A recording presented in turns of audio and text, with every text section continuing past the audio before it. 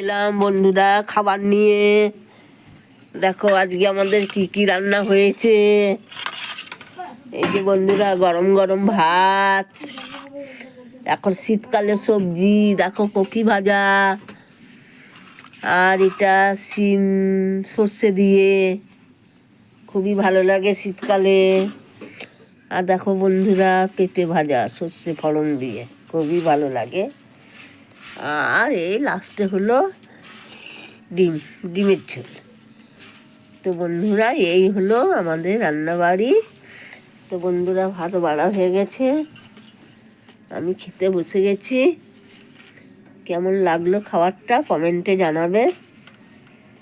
এখন শীতকালে সবজি কোনো অভাব নেই, খেতে পারলেই হলো।